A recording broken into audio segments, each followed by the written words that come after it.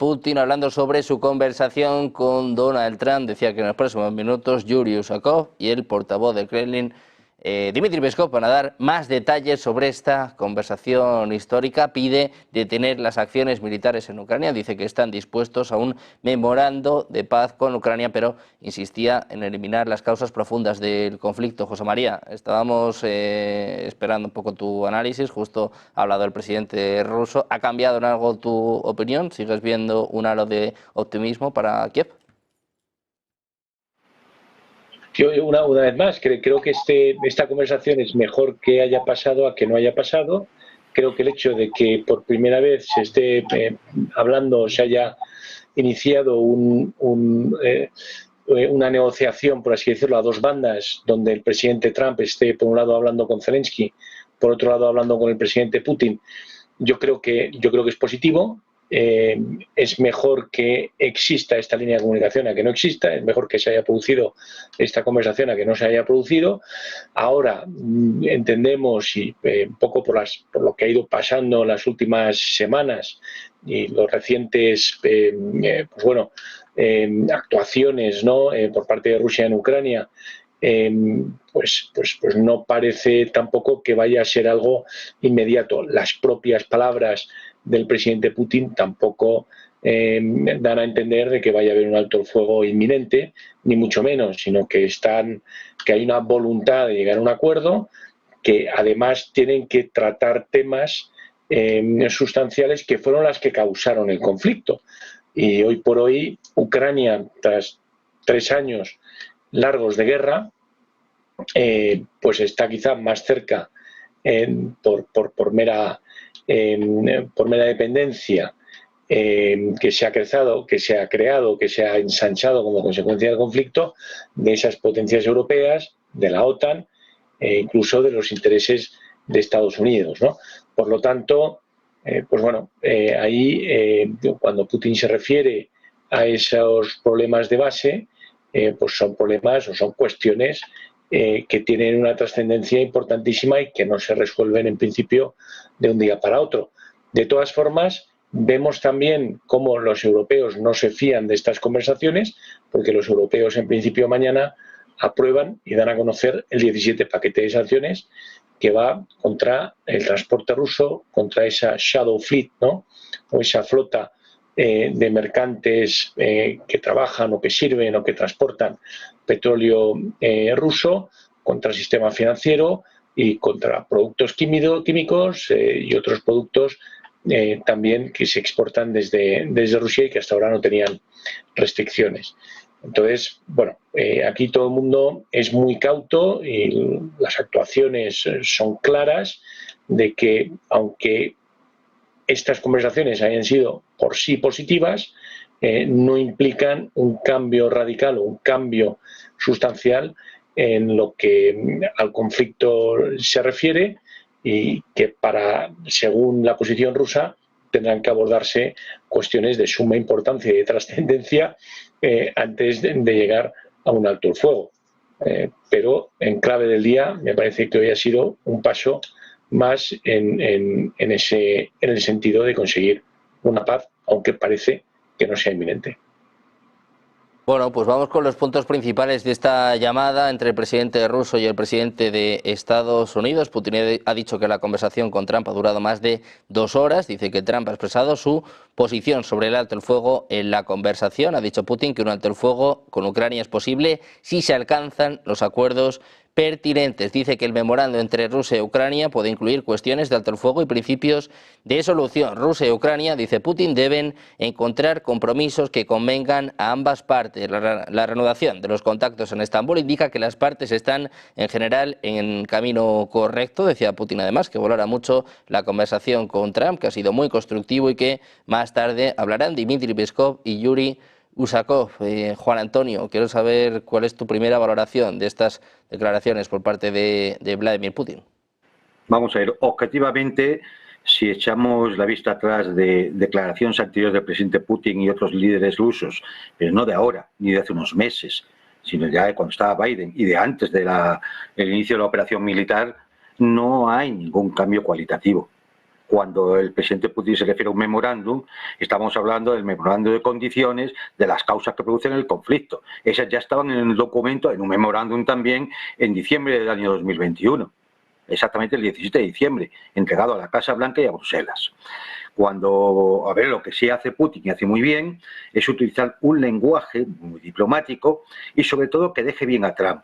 Por eso le habla de que es una conversación informativa, no decisoria, y útil y provechosa, y voy a utilizar todo ese tipo de palabras, en la cual, bueno, pues el presidente Trump pueda salir ahora ante su público y decir que ha sido una conversación que solo él en la historia de la humanidad podía tener, ¿no? Es decir, en esta tónica suya, ¿no? Pero, ¿qué es lo que hay realmente? Pues que se tienen que continuar las negociaciones directas entre Rusia y Kiev. Es decir, estamos quitando a los demás factores del tema, a los demás actores, que lo que se habla siempre de un acuerdo de paz que vaya a las causas profundas, que pueda haber una serie de condiciones que permitan un alto el fuego, pero es que esas condiciones ya fueron expresadas en Estambul el otro día. Es que, como digo, no creo que haya nada nuevo. Simplemente, digamos, la buena predisposición, la buena intención de un Trump que parece que Estados Unidos nunca tuvo nada que ver en el conflicto, pero bueno, en ese sentido ¿es positivo? Sí, es positivo, siempre que se hable es positivo, pero sinceramente yo no veo el más mínimo avance. Y respecto ya a los otros actores, me veo a los del tren de la risa, ¿no? El tren de la bruja y compañía. Hombre, vamos a ver, mira, mañana van a hablar del 17 paquete de sanciones contra Rusia. Es que ya es una chiste. Yo por mí que ellos aprovecharía mañana y aprobaran también el 18, el 19, el 20 y el 21. Y así van adelantando tiempo. Es decir, porque es la coalición de los payasos. Es decir, si después de 16 paquetes de sanciones seguimos como estamos, todavía no se han dado cuenta que no van a tener resultado. Aquí hay que esperar. No, lo único que están haciendo es envenenar la situación para mantener la tensión en el conflicto. Porque son los que buscan el conflicto, los que quieren escalar el conflicto. Y esto lo vemos país por país del este de Europa y de estos amigos, de los 4 amigos del tren hacia Kiev, ¿no? En fin, yo creo que, mira, Trump ya ha tenido 3 conversaciones con Putin, esta no es la primera, ya ha tenido 3 telefónicas, 3 veces ha ido su asesor personal y amigo personal, Steve Witkoff, a Moscú, a entrevistarse directamente con Putin. Han sido horas de conversación, con lo cual Trump sabe perfectamente lo que hay. Lo sabe perfectamente. Puede marear la perdiz, puede aguantar las llamadas telefónicas de los tarampanos de la Unión Europea, puede hablar una y otra vez con Zelensky, pero yo creo que a estas alturas de la película todos tienen que tener claro por dónde hay que entrar a negociar si se quiere llegar a un acuerdo de paz de verdad. Ahora, si lo que están buscando es otro Minsk 1, más Minsk 2, más Estambul 1 y seguir en las mismas, pues entonces me temo que no se habrá adelantado gran cosa. Una simple conversación más para que Donald Trump hoy pueda publicar otro tuit diciendo que es él, que haría no la humanidad, sino el sistema solar completo sin él, ¿no? Y ya está. Bueno, pues pendientes de Donald Trump, que seguro que habla en los próximos minutos. Ya les contamos que tiene una cita junto a su esposa, junto a Melania Trump, eso de las 9 de la noche, firmando un proyecto de ley. Seguro que, bueno, enseguida tendremos un mensaje en sus redes sociales, pero vamos a volver a poner el foco en el presidente ruso. Vladimir Putin dice que estamos en el buen camino tras la conversación de 2 horas con Donald Trump. Escuchamos de nuevo al presidente ruso.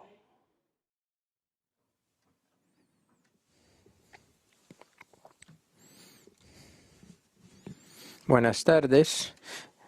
Me han pedido comentar los resultados de mi conversación telefónica con el presidente de Estados Unidos.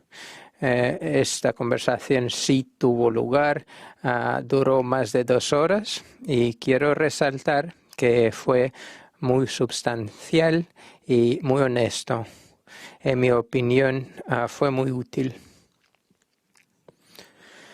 Sobre todo, le agradecí al presidente de Estados Unidos por su apoyo, por el apoyo de Estados Unidos a la reanudación de las negociaciones directas entre Moscú y Kiev sobre un posible acuerdo de paz.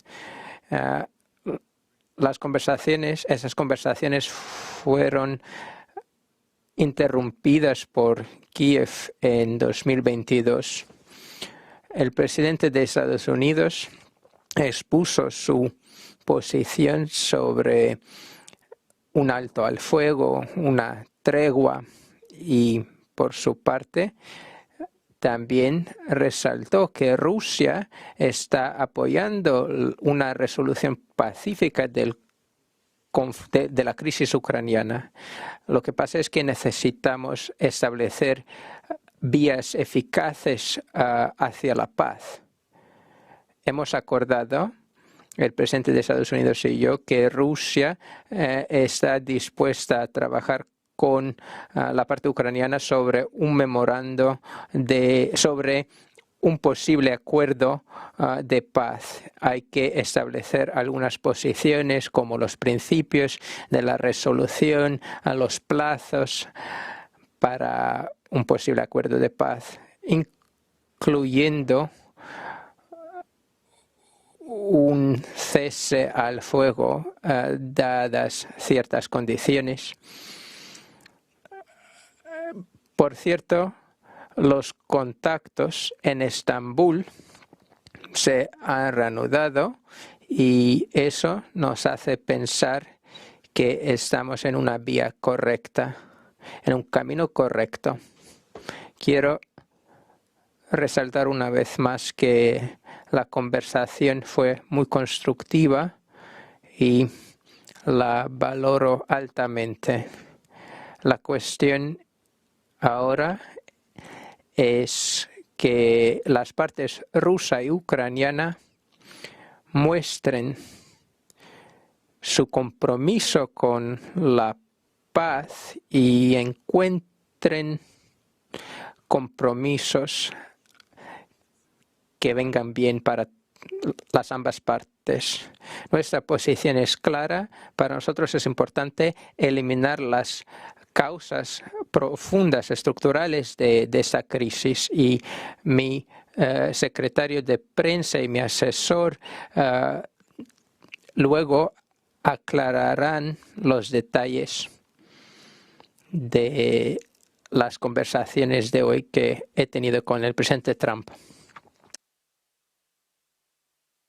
Bueno, pues han podido escuchar de nuevo, ahora un poquito mejor, al presidente ruso, Vladimir Putin, que dejaba muy claro, sobre todo al final de su alocución, al final de su declaración, la posición de Rusia. Adrián, te quiero preguntar por esto. Hoy el Kremlin, antes de esta llamada, hablaba de que va a ser, bueno, pues un proceso bastante largo. Precisamente es lo último que ha comentado el presidente ruso. Habla de eliminar las causas profundas del conflicto. Claro, esto es lo más complicado, ¿no? Está bien que hablen, está bien que se reúnan en Estambul, estaría muy bien también si hubiese un cara a cara, pero solucionar las causas profundas del conflicto no es algo que se pueda hacer ni en unos días ni en unos meses, ¿no? Parece que es lo que empieza a entender Donald Trump.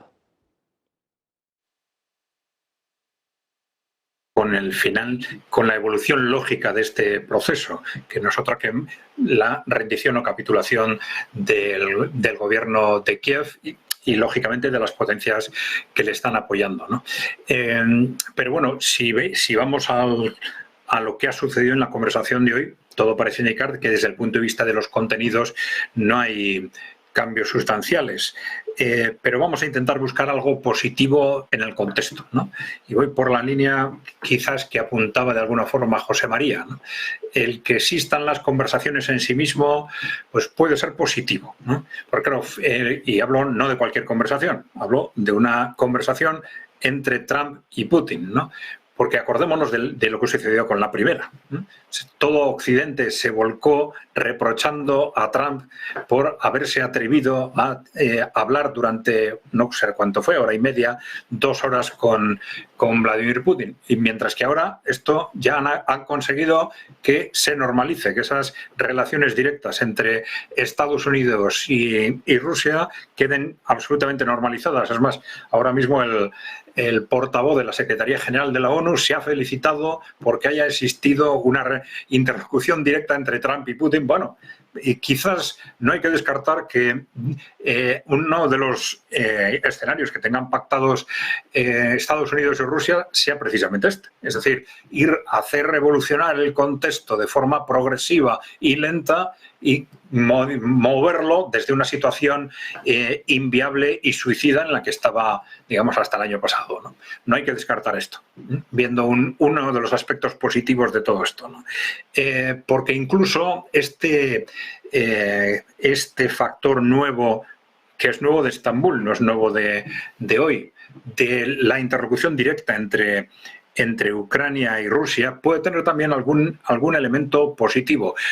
Es difícil ahora mismo que esto sea así, porque las posiciones, ya digo, están objetivamente muy distantes. La representación de Ucrania es una representación tremendamente radical. Incluso uno de los presentes está acusado de haber sido el que de forma personal asesinó a uno de los interlocutores de las negociaciones de Estambul del año 2022 en el momento en que volvió a Ucrania.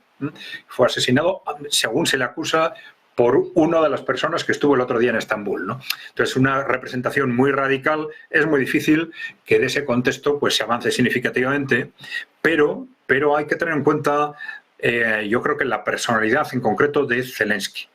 Zelensky no es un hombre muy ideologizado, no es ni un neonazi, ni un nacionalista radical, ni un nacionalista moderado, ni nunca destacado por ser, digamos, un patriota ucraniano. Es un hombre más bien de un perfil oportunista que se ha ido situando en una determinada corriente para cumplir una determinada función. Y esto no es malo desde un punto de vista de la solución del conflicto. Es decir, esto quiere decir que tiene unas características que pueden hacer que en un determinado momento, en la medida que el viento cambia de dirección, pues pueda ser un interlocutor válido. Un interlocutor válido para, si hace falta, dar un giro de 180 grados. Entonces, el que exista una interlocución directa entre Rusia y, vamos a decir, el gobierno de Zelensky, no ahora, pero cara a un cierre del conflicto, al momento en el que, ya se le llame de una forma u otra, pero Ucrania va a tener que firmar una rendición, una capitulación en un clima tremendamente difícil, pues ¿cómo lo va a poder hacer esto Ucrania? Pues desde luego va a tener el acoso de las fuerzas neonazis internas, el acoso de las potencias belicistas europeas, va a tener que apoyarse o en Estados Unidos o en la propia Rusia. Es decir, teniendo garantías por parte de Rusia de una salida personal pues más o menos razonable o suficiente para que él mismo pueda dar ese giro de 180 grados con garantías por lo menos de seguridad, ¿no? Yo creo que el que haya una relación de ese tipo, pues podemos también valorarlo positivamente. Ya digo, los contenidos de la conversación de hoy no es fácil encontrar en ellos cambios significativos, pero bueno, que en el contexto se produzcan este tipo de reuniones, que nos acostumbremos a que Estados Unidos y luego vendrán quizás otros países de Occidente empiecen a tener relaciones directas con Rusia y tal, bueno, pues igual es un aspecto positivo. Y ya digo, sin descartar que también esta relación directa con Ucrania pueda ser un canal interesante, sobre todo cara al último momento, al momento de la capitulación o rendición de Ucrania, ¿no? Como bien decías, Adrián, la ONU dando la bienvenida a estas conversaciones entre Putin y Trump. También está haciendo declaraciones Dmitry Peskov, el portavoz del Kremlin, dice que los políticos de la Unión Europea quieren inclinar la posición neutral de Trump a favor de Ucrania, es decir, que tengan la misma posición que los líderes europeos. Atentos a estas declaraciones por parte de Peskov. José María, te quiero seguir preguntando sobre esta llamada entre Trump y Putin. Decía el presidente ruso que Trump le ha mostrado su disposición a un alto el fuego, pero de nuevo le ha regateado, ¿no? De momento Putin no acepta el alto el fuego una vez más. Bueno, Putin está en una situación cómoda. Ha sacado ya del saliente del Kursk a las tropas ucranianas que entraron allí en verano. Su territorio, que era un poco la baza más importante que tenía Kiev para un intercambio de cromos, ya no existe, por un lado. Por otro lado, la guerra de desgaste se va sintiendo cada vez más cómodo. Además, pues bueno, Estados Unidos, la Unión Europea, el bloque europeo, parece que está dando también señales de agotamiento. Y bueno, él sabe que poco a poco pues va cogiendo terreno, va obteniendo terreno y que el viento en ese sentido le sopla a su favor. El otro día, sin ir más lejos, ayer mismo fue uno de los mayores ataques con drones en suelo ucraniano desde el inicio de la guerra, ¿no? Por lo tanto, pues bueno, está mostrando fuerza no solo a Ucrania, no solo a sus rivales, no solo a Estados Unidos, sino también de cara a la opinión pública. Y luego que también Putin, en cierto modo, se la está jugando su imagen, su honorabilidad, su fuerza ante la opinión pública rusa. Esto ha sido una guerra donde Rusia ha tenido que hacer sacrificios, sobre todo desde el punto de vista humano, más allá de lo que es desde el punto de vista económico, y tener que hacer un giro sustancial de dependencia a China y en la India, con esas rutas transiberianas y con esas rutas transárticas, ¿no?, que han ido abriendo y que parece que se van consolidando. Y ese mercado natural europeo, fiable en lo económico, porque los europeos sí que eran un mercado fiable en lo que a los pagos se refería, pues bueno, lo han cerrado de forma radical, ¿no? Y ese comercio pues se ha visto reducido a la mínima expresión, aparte de todos los efectos que tienen las sanciones desde el punto de vista global, de sacar a tus grandes bancos del sistema financiero o de no dejar vender tus hidrocarburos por un precio superior si intervienen transportistas o intervienen compañías europeas en algún momento de lo que son las operaciones entre la compra y la venta, que, como sabemos, en el mundo de los hidrocarburos pues puede haber múltiples compraventas hasta que llega al destino final, ¿no? Entonces, bueno, pues ahí Putin lo que no puede hacer es ceder a lo que el pueblo ruso entiende que son los objetivos básicos, que el objetivo básico es o bien llegar hasta el Dnieper, tener esa frontera natural del Dnieper, que es la frontera histórica que corte lo que serían los territorios rusos de los territorios ucranios, o como poco, sacando a Crimea, que no está en cuestión por la opinión pública rusa, sería esas 4 provincias acabar de cerrarlas y que pasen por entero a dominio ruso. Esto sería que supondría que Ucrania tendría que dar territorio que Rusia todavía no ha obtenido. Por la vía de los hechos, por la vía militar, ¿no? Entonces, bueno, ahí hay una posición maximalista, o ha habido hasta una posición maximalista en cuanto a pretensión territorial, y también ha habido una pretensión maximalista en cuanto a resolver problemas o resolver cuestiones que llevan sobre el tablero desde 1991 y que son de suma trascendencia, y que Ucrania ni siquiera sabemos si está en disposición de tomar esas decisiones ahora, y que, por supuesto, aquellos que están sosteniendo a Ucrania en su lucha contra Rusia pues tienen muy claras cuáles tienen que ser las posiciones. Entre otras cuestiones fundamentales está la potencial entrada de Ucrania en la OTAN, está la potencial entrada de Ucrania en un futuro en la Unión Europea, está la posibilidad de que tropas de la OTAN o tropas europeas garanticen ese acuerdo de paz en entre ambas naciones. Está también lo que sería el acceso al Mar Negro garantizado por parte de Ucrania, o también las rutas fluviales del Dnieper, que es lo que comunica de norte a sur, la gran vía de comunicación comercial de norte a sur de Ucrania, para que los ucranios tengan también ese acceso garantizado, entre otras muchas cuestiones. Por lo tanto, cuando el presidente Putin habla de resolver las cuestiones que llevaron al conflicto, está muy bien traído, porque estaríamos resolviendo el problema de raíz. Pero si el problema no se ha resuelto en los últimos, desde el año 1991 al año 2025, y desde el 2022 al 2025 ha habido una guerra donde gente muy comprometida con posiciones muy diversas han estado dispuestas y han dado su vida en los campos de batalla, intentar resolver esos conflictos, intentar resolver esas cuestiones como condición sine qua non para entrar a firmar un memorando, para llegar a un acuerdo de paz, pues parece un objetivo extremadamente que pone una cómoda. Perdíamos la conexión con José María, enseguida intentamos recuperar su sonido. Juan Antonio, te quiero preguntar por una cosa que nos está llamando mucho la atención. Estamos acostumbrados, lo decías tú antes, a que Donald Trump anuncie todo lo que hace, todas las conversaciones, saque pecho de cualquier cosa que consiga. Todavía no hay mensaje por parte de Donald Trump, algo que nos está llamando mucho la atención, y sobre todo ha salido muy rápido el presidente ruso, Vladimir Putin. Ya nos sorprendió la semana pasada, el pasado fin de semana, con esta rueda de prensa donde proponía las conversaciones del alto el fuego en Estambul, respondía muy rápido al ultimátum lanzado por los líderes europeos, y hoy, nada más terminar la llamada con Trump, ha salido a hablar Putin y de momento no ha hablado Donald Trump. ¿Qué puede significar esto en diplomacia, en geopolítica? Y se ha adelantado. Es decir, antes de que hable Trump y empiece a decir cualquier barbaridad a la que nos estoy acostumbrados, pues ya salgo yo y aclaro el tema.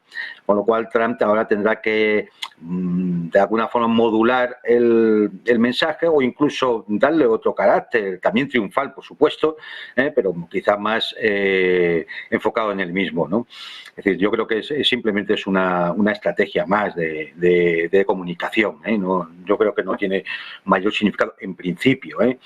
Yo creo que lo importante, lo resaltaba José María, ¿no? Es decir, bueno, lo de las causas profundas. Lo que pasa es que las causas profundas, hombre, tampoco son tan raras, porque la mayor parte de esas causas profundas se habían negociado y aprobado en abril de 2022 en Estambul. Es decir, es que no estamos hablando de algo que sea inalcanzable y que, como no se ha logrado resolver desde hace muchos años, no, en Estambul ya se había llegado. En Estambul es que ni siquiera se había llegado a los referéndums de independencia de esas 4 regiones. Podían haber quedado integradas en el territorio nacional ucraniano. Es que aquí, cuando todo esto se escriba en el futuro, la responsabilidad de los que desde fuera han manipulado al gobierno en Kiev son muy graves. Y aquí hay que apuntar directamente y fundamentalmente, por supuesto, a Estados Unidos, pero también a los europeos. Hay que ver cómo era el acuerdo de Estambul. Está por ahí, está publicado. Es decir, aquí, de las causas profundas, hay 4 que afectan directamente a Ucrania, pero la otra no. Y las 4, pues ya las conocemos: la neutralidad respecto a la no entrada en la OTAN, por supuesto, esto de que vaya a haber tropas europeas en Ucrania, es que suena hasta insultante. Suena hasta, es decir, poco menos que burlarse de la inteligencia de los demás. Está el tema de lo que Rusia llama desnazificación, que no es más que el régimen de Kiev no puede estar discriminando a los ucranianos de habla rusa, a los de la Iglesia Ortodoxa, a los opositores políticos y sociales, hay presos políticos, a los medios de comunicación críticos. Eso se tiene que solucionar. Si no, no puede haber elecciones libres ni nada por el estilo. Y siempre será un régimen antirruso que puede provocar un conflicto mañana otra vez, o el año que viene, o dentro de 5 años. Estaba el tema de la desmilitarización. No tiene ningún sentido que en las fronteras de Rusia haya un ejército que está claramente enfocado contra Rusia. Todos esos eran temas ucranianos. Estaban hablados en Estambul en 2022. Eso es posible solucionarlos si no meten la zarpa a los de fuera. Y luego había otro punto, que era la cuestión de la indivisibilidad de la seguridad nacional en Europa, y por tanto no puede haber armas estratégicas o, digamos, de las que puedan amenazar la seguridad nacional rusa en las fronteras rusas. Es decir, esto afecta a los bálticos, Finlandia, Polonia, Rumanía. Y esto, bueno, es más, evidentemente esto ya es más difícil porque implica un tratado de seguridad colectiva europea donde tienen que intervenir los amigos del tren a Kiev y el partido de la guerra, y por lo tanto es más difícil, ¿no? Pero cuando Putin dice las negociaciones directas con Ucrania, está hablando claramente de estos puntos. También dice Putin en todas sus declaraciones que siempre hay que atender a las realidades sobre el terreno, porque aquí hay realidades que han cambiado. No solo ya desde el punto de vista territorial, que lo sabemos, sino también en temas de sanciones económicas, el robo de 300.000 millones de dólares de activos rusos en el extranjero. Es decir, estas cosas hay que ventilarlas. El asunto de Nord Stream, por ejemplo. Estas cosas hay que ventilarlas. Es decir, claro que hay que resolverlas, no se van a quedar ahí al aire. Y por último, claro que Putin tiene una posición de fuerza. No solamente porque se haya echado a las tropas ucranianas de la región de Kursk, tampoco era una cosa como para ponerlo muy encima de la mesa, eran 1.200 kilómetros cuadrados, es decir, pero para que se haga una idea, hoy mismo estaba viendo unos datos de la ganancia de terreno por parte de las fuerzas rusas en los últimos meses. Estamos saliendo aproximadamente a casi 1.000 kilómetros al mes. Sin aumentar la tendencia, solamente sin aumentar la tendencia, a final de año estaríamos hablando de otros 11 o 12.000 kilómetros cuadrados de terreno que habría quedado bajo control de las fuerzas rusas. Es decir, quizás una de las razones de la prisa sea esa, que a medida que el tiempo pasa, las circunstancias se vuelven mucho más difíciles para una Ucrania que es la que va perdiendo, porque es la que se está desangrando, y para una OTAN que efectivamente poco a poco se va ahogando, y necesita urgentemente unos programas de rearme disparatados y desquiciantes para intentar hacer frente a algo en lo que nunca tendría que haber entrado. Porque esto era un conflicto que sí venía del año 90, se agudizó con la Revolución Naranja en el 2004, acabó por estallar en 2014 después del Maidán y la Guerra Civil, y por último, pues claro, desemboca en lo de 2022. Y efectivamente es que, a ver, seamos mínimamente serios. Si esto no se acometen las causas profundas, ¿qué va a significar? Que dentro de 5 años estamos en las mismas, o dentro de 7, o dentro de 3. Es decir, no vamos a seguir en las mismas. Entonces yo creo que quizás lo más serio de todo esto sea el vamos a acometer esas causas profundas, porque si no, no va a haber acuerdo de paz duradero, como todos quieren ahora, todos quieren que sea duradero, ¿no? Estable y duradero. Pues para eso hay que acometer las causas del conflicto. Hay conflictos en el mundo, por ejemplo, que llevan décadas sin cerrarse, precisamente porque nunca se ha ido a las causas del conflicto. Oriente Próximo, sin ir más lejos. Así que yo creo que, bueno, es decir, ¿hay razones para el optimismo? Las mismas que podría haber el pasado día 15, ¿no? En la negociación de Estambul. Siempre que se habla, hay razones para el optimismo. Es decir, hablando es posible llegar a acuerdos, no hablando no, evidentemente, ¿no? Entonces, en ese sentido, pues yo estoy con José María, es mejor hoy que ayer, pero solo en ese sentido, cualitativamente creo que la situación no ha cambiado, pero no con respecto a la semana pasada, creo que no ha cambiado a como era ya desde hace 3 años. Pues pendientes de lo que diga Donald Trump, analizando esta llamada con Vladimir Putin. Muchas gracias a los tres, Juan Antonio, José María, Adrián. Un placer teneros por aquí un día más. Muchísimas gracias. Buen día. Saludos. Dios. Muchas gracias, un abrazo. Muchas gracias. Nosotros que vamos a seguir escuchando otro de los protagonistas de este conflicto, de estas conversaciones. Está hablando ya el presidente francés. Escuchamos a Emmanuel Macron.